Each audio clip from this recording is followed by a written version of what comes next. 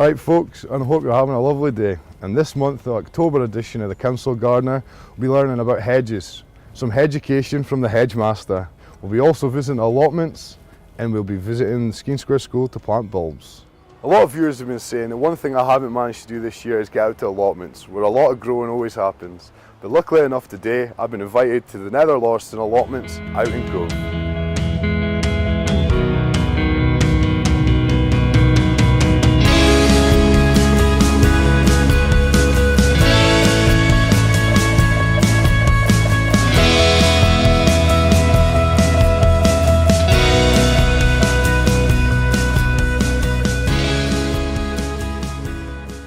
Thanks very much for inviting me along to the Nether Loirston Allotments. Oh, it's our pleasure, isn't it, Michelle? Of course it is. Wonderful place to be of a morning. Yeah, it is that.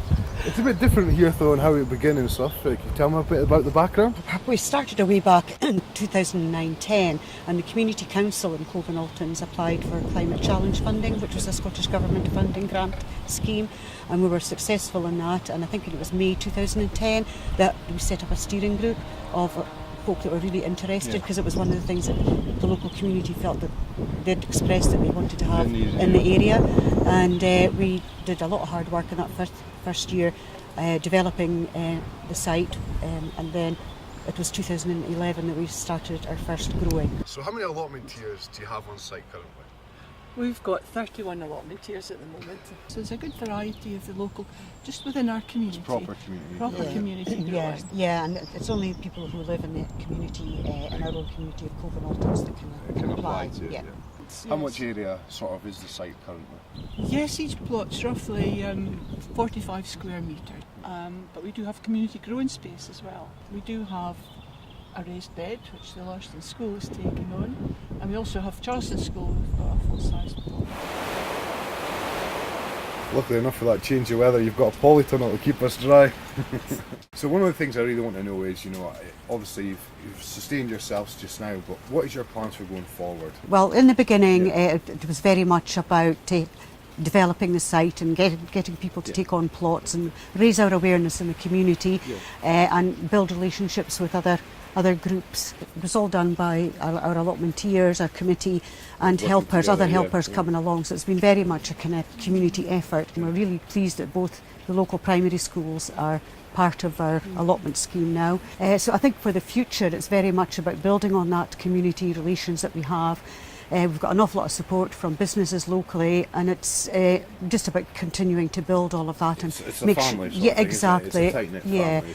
We have a lot of support from the City Council, and actually the ground that we're on is City Council ground, and they give us it for a peppercorn fee of £1 a year. Every little thing helps, doesn't it? Yeah. It's surprising. We've got terrific support from the community, the local community. And so you should do, because it's the impact that you guys have on the environment itself, plus the children that are coming through, plus all this thing. It's to raise awareness about sustainability and really looking at community sort of driven projects, isn't it? Of course. So we're very much community owned, community run. It's just very much about encouraging that kind of local growing.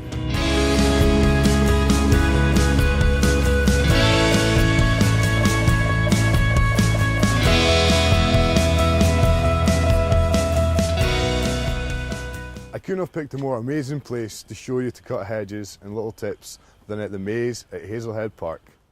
When thinking about starting to cut your hedge, the best place to start is at the sides. The sides are really important. Now, as a hedge, you want it to be thicker at the bottom and tighter at the top. This is so that the light gets equal to grow right across it. And also, because we live in Aberdeen in Scotland, you will get snow through the winter. And if it's tighter at the top, it gives it less space for the snow to land on to actually split your hedge if it's wider. And the slope is really important to get a good batter. That's a gardening term for the sides, the angle of the side. And then when cutting the top, you want it to get as straight a top as possible to evenly distribute the weight at the top if you do get snow. A lot of people will use sticks, hammer them in at either end, and put a string across, and then cut it to the top. But always remember to train your hedge slowly and gradually, not to hack into it, because you're going to use a soft growth to harden it across to get the level you desire. When trimming your hedge, the right tool selection is very important. You have to use the appropriate tool for the job. So if you are doing a smaller hedge, more intricate, you'll be using something like secateurs and hand shears. These are great for the job if you've got a small hedge and you don't have much work. But what to always remember with these tools is you want them very, very sharp, because if you don't have a sharp set that you're using, you'll actually snap the stem, split the stem, and cause it to get disease or staining, which won't help you in the long run. If you're cutting a much larger hedge, you probably will opt to use an electric hedge cutter or a petrol hedge cutter, like this one here. A bit more heavy duty. But with them, they do have their problems as well. If you're using an electric cutter on a day like today when it's raining, you won't be able to use it. But also, if you're using a petrol cutter, you have to wear the appropriate PPE for health and safety. So you're going to need yourself set ear muffs for the noise, gloves to protect your hands, and goggles. And always make sure that your blades as well with the hedge cutters are the same as the shears and the secateurs, clean and very sharp, as it will cause the same problem with diseases and staining. And a few tips you can learn when you're actually training a young hedge you've just planted is, if you're wanting a 5-foot hedge, you're not going to cut the hedge at 5 foot. You're actually going to cut just a bit lower, about 4.8. That's because you want the soft growth to train in at 5 foot. If you cut it at 5 foot, the soft growth is actually going to be higher than the desired you want.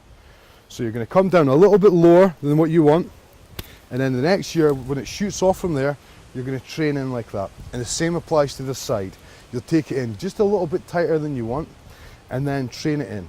No hedge should really be wider than about half a foot. That's all you need for a boundary. So what you can actually prune on your hedge differs from each variety of hedge that you have at home. I'll give you a few examples of the common hedges you'll have at home and what they can actually take to trim. So this hedge is a beech hedge, or Fagus sylvatica. It's quite a resilient hedge. It's great for growing in your garden. It doesn't take a lot of maintenance, and some of them are evergreen. But a beech hedge, you can give it a good prune back. The problem with a beech hedge is if you prune it back too hard, past the new shoots into even further back, you could end up getting dieback or end up with blight. And the most common hedge you'll have in your gardens is this privet. It's a great hedge, fast growing, really resilient, and it's got a lush green. And one of the greatest things about a privet hedge is you can give it a right good trimming and it's going to come back. So even if you do bare it up, don't worry about it. Privet will come back, and that way you can get your desired shape a lot quicker than with other hedges where you have to slowly reduce to get the fine shape that you want in the end. One of the most common hedges you could have in your garden is a conifer. Conifers are great because they're evergreen, so they keep their colour all year, but they are the most complicated to deal with. For one, if left untrimmed and unlooked after, a conifer will grow out of control. It'll grow massive. But there is problems with trimming conifers. If you go too hard in on a conifer and brown it up, you'll end up with dark patches that die off, and a conifer will not recover from this. So the best thing to do with a conifer is to slowly reduce until you get the appropriate size or shape that you're looking for. So slowly take it in, tighter by year, until you get what you want. If you are too harsh with a conifer, it won't come back. For this part of the Council Gardener, we'll be showing you how to get some colour for your garden in spring. And we'll be doing that by planting some bulbs. And we'll be doing this at Skene Square School with some help from Councillor Co-Leader Jenny Lane. So what we're going to be doing, kids, is putting them into pots today because the weather isn't great outside. So we'll put some soil in, place your bulbs in, and then put soil on top. You happy enough? Yes! Yeah, that's it. So you ready, kids, to come up and give it a try? Yeah? On you come. So yeah, some soil in first. Take a pot each.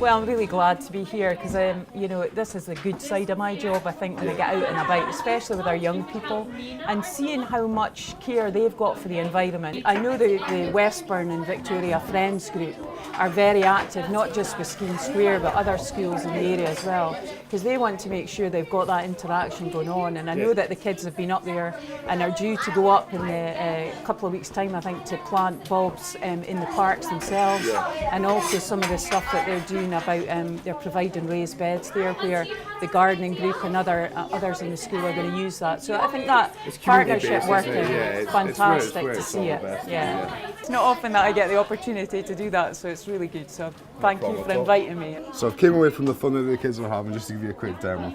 So they're putting a little bit of soil at the bottom of the pot, and what they're planting today is actually mixed daffodils that will come out next spring with the yellows and the whites in different colours.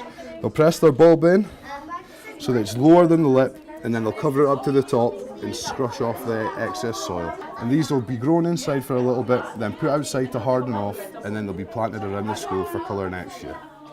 What's great about planting bulbs with kids is they can't plant it the wrong way round. Even if you plant a bulb upside down, the stem will actually grow round and face the light. So the kids, no matter what way they do it, will still have fun and seeing their flower grow next year. So I really like growing things, and the thing I like growing most of all is beans. We really like growing vegetables and flowers. I really enjoyed the Skene Square Gardening Club, except for digging up worms. And that's all for this month of the Council Gardener. And remember, gardening's all about growing. Let's go together! That's my line. Bye!